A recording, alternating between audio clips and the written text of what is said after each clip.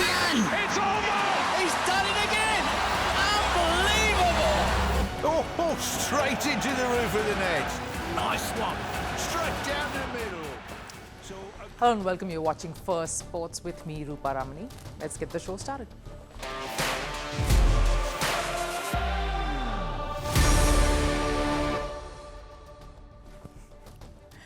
On the show today, that Melbourne Test loss continues to haunt the Indian men's cricket team. A news agency has come out saying Gautam Gambhir has put the blame squarely on one cricketer to have leaked out his stern talk at the dressing room post that loss. What are the repercussions of this and how will this impact the direction Indian cricket will take here on? Some offbeat stories heading your way this Friday. Pep Guardiola is struggling through a personal crisis. Is that the reason for the turmoil that Manchester City finds itself in? And Lazio FC has terminated the contract of the person handling the mascot, the eagle. Reason will leave you stunned. The expose coming your way, but first, a look at the headlines on Sports 360. Starting with cricket, India's cricket board BCCI has introduced a stern 10-point policy for the players. According to the new diktat, it's compulsory for cricketers to participate in domestic fixtures. The new rules make it mandatory for the team to travel together. Engaging in personal commercial endorsements during the series has also been banned. Moving to tennis, former world number 1 Novak Djokovic cruised to the 4th round of the Australian Open. The Serb won his 3rd round game against Thomas Mushak 6-1, 6-4, 6-4. The match lasted 2 hours and 22 minutes. In the women's draw, world number 1 Aryna Sabalenka secured a 7-6, 6-4 win over Clara Tauson. The defending champion will now face Mira Andreeva in the 4th round to keep her Australian Open hat-trick dream alive. In football, Manchester United survived a scare against Southampton. United were trailing 1-0 until the 82nd mark. Amad Diallo's hat-trick at Old Trafford helped United register a 3-1 win over the Saints. And summing it up with news from Indian sports, double Olympic medalist Manu Bhaker and world chess champion D. Gugesh received Khel Ratna Award from India's President Draupadi Murmu. Men's hockey team captain Harmanpreet Singh and Paralympic gold medalist Praveen Kumar were also honoured with the award.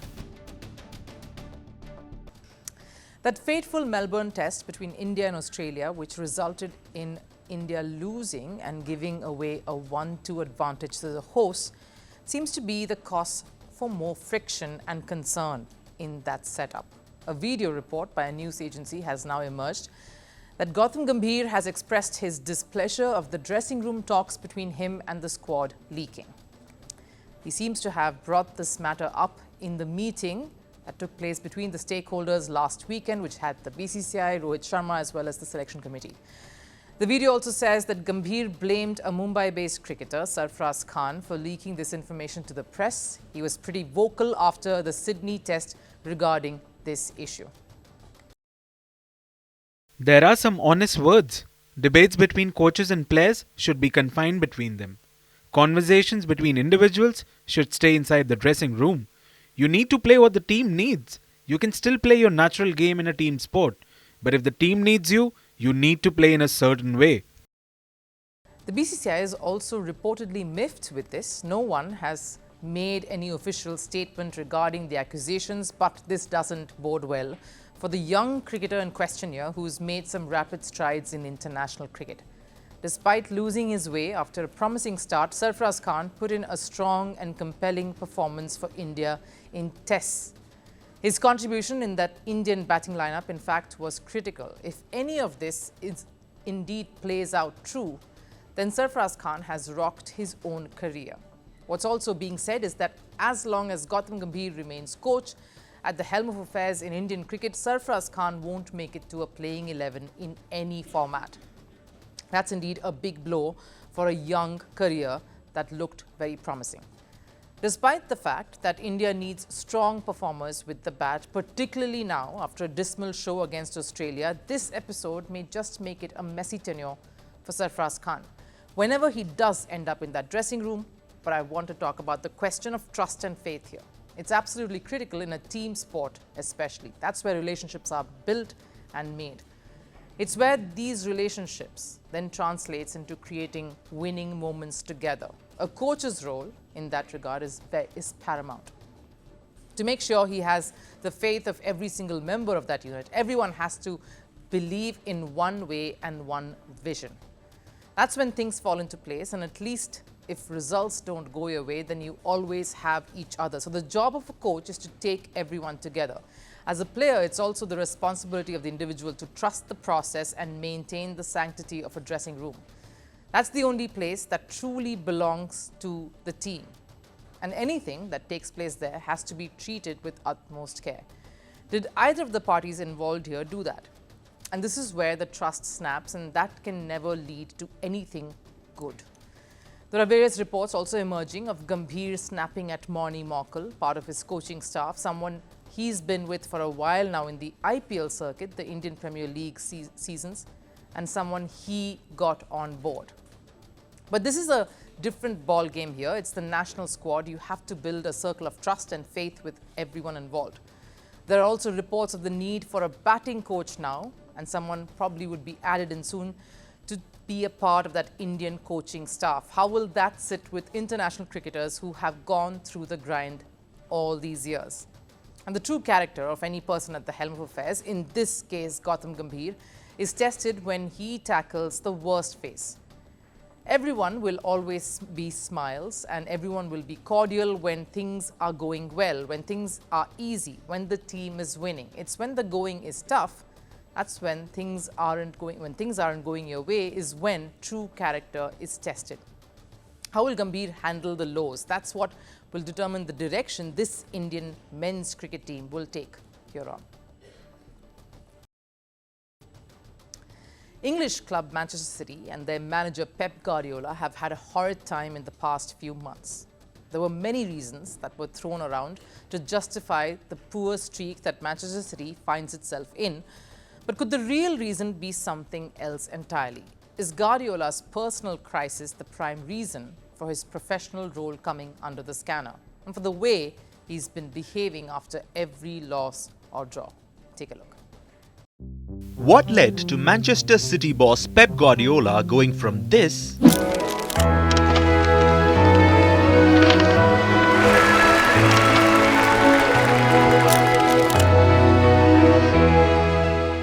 to this?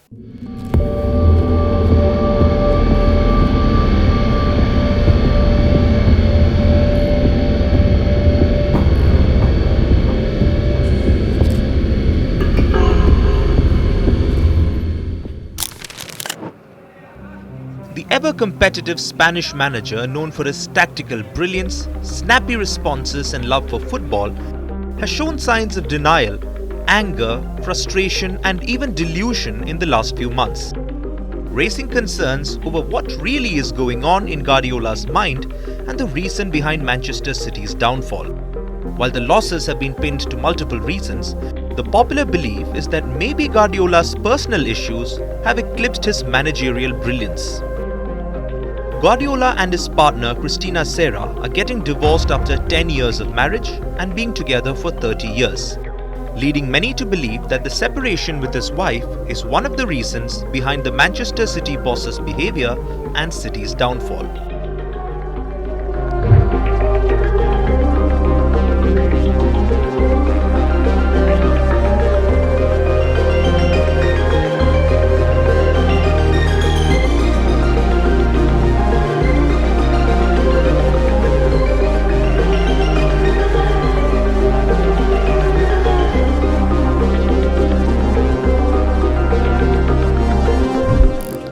The club, who are title contenders and one of the most dominant teams in Europe, have seen a minor fall from grace.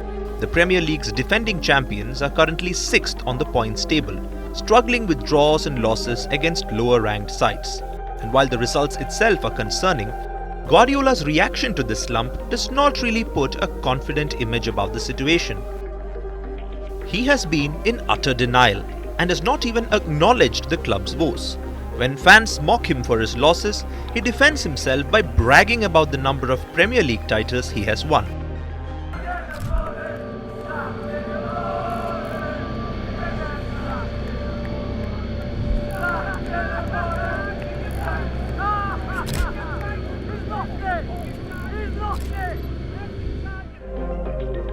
But now, Guardiola is playing the blame game, claiming his team has been losing because of the absence of star players like Rodri, or blaming it on the injuries Manchester City has been experiencing.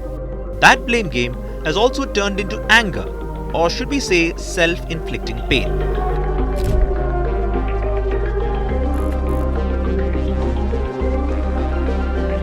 Completing the full cycle of grief. Given the latest developments, it seems that maybe there is more to it. The havoc in Guardiola's personal life may have been passed on to Manchester City. So what really has ended the years of love? It is Guardiola's obsession with football that has reportedly led to a rift between the couple. His ambition to compete at the top level and manage Manchester City doesn't really align with what his wife Sarah wants in life. While Guardiola has been enjoying collecting silverware after silverware in the grey and gloomy weather of Manchester, Sarah has been content running her family's fashion business in sunny Barcelona. And the final nail in the coffin could have been when Guardiola decided to extend his City contract last November, keeping him in Manchester until 2027. So could this be the reason behind Guardiola's unusual behaviour and Manchester City's bizarre run? What remains to be seen is how Guardiola looks towards the next chapter. Does he consider his personal issues as just a minor slump, or will the Spanish taskmaster eye a redemption to prove his unwavering spirit? The football world will be waiting to see how he strikes back. In a story that's more exposing than expected, Lazio FC has officially clipped the wings of their Eagle mascot handler, Juan Bernabe. This is after he posted post-op footage of his new performance-enhancing implant.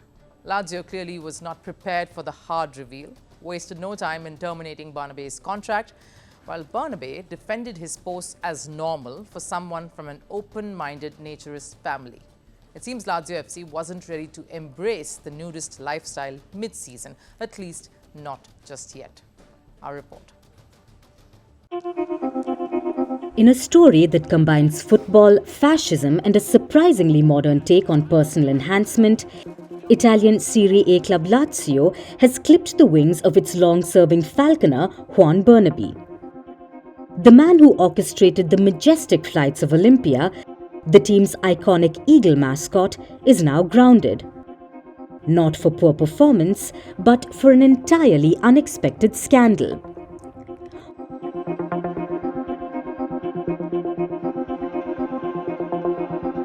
Juan Bernabe, Lazio's falconer since 2010, was fired after he posted images and videos uploading his nudes to showcase his sexual organ on social media.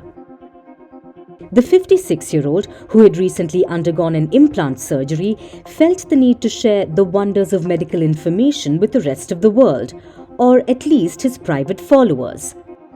However, social media being what it is, the content spread faster than Olympia could soar over Stadio Olimpico, leaving officials scrambling to salvage their dignity.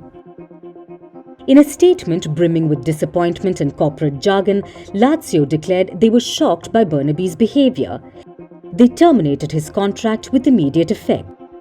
They also lamented the Eagles' absence at future home games, but insisted it was impossible to associate the historic symbol with such an individual. The interesting part, Bernabe doesn't feel any remorse over his social media posts. He meant to raise awareness about the implants by sharing post-surgery snaps. He said, and I quote, "For me, nudity is normal." He added that he grew up in a naturist family. He seemed genuinely puzzled by the uproar, questioning what's pornographic about this photo. Lazio fans, however, might argue that some things are better left unsaid, or rather unseen.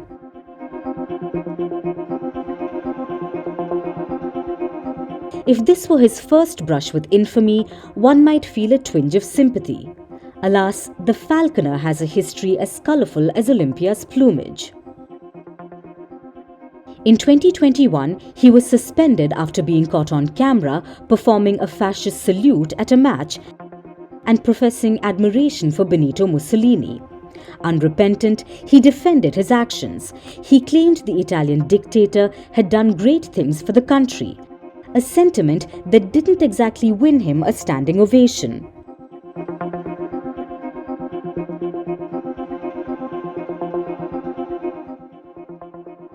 With Bernabe now persona non grata and Olympia effectively grounded, Lazio fans are mourning the loss of a cherished pre-match tradition, one that's been a staple of their home games for over a decade now.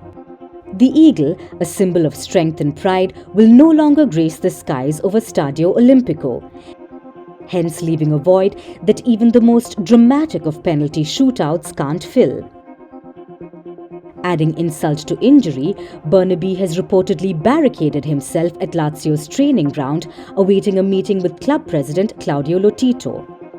However, the president has made it clear that Bernabe's actions are irredeemable and must now resolve to being a falconer-turned-protester in his backyard.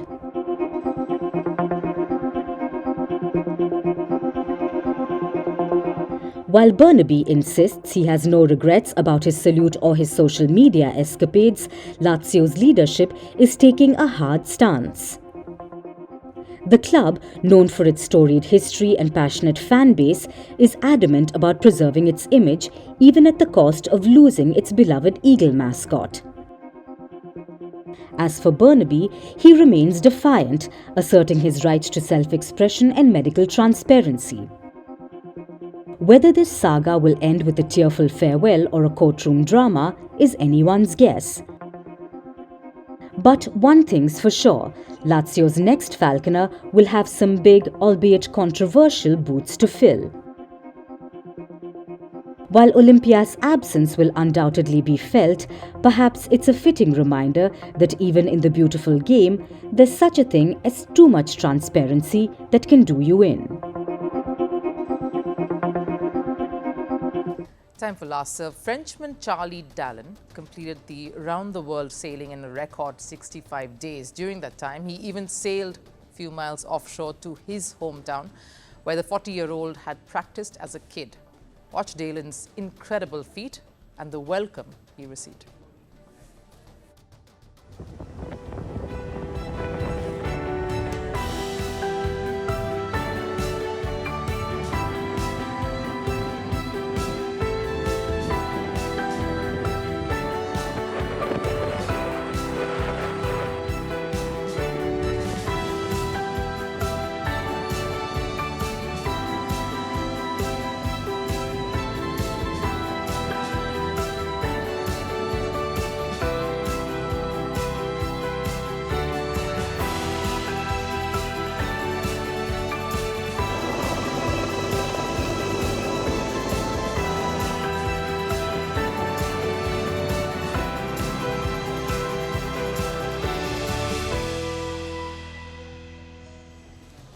Would have been an emotional trip around the seas, that one. But that wraps it up here on First Sports.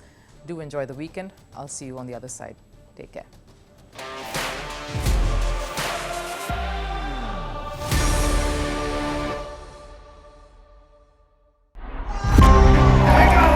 From breaking news to the day's biggest controversies,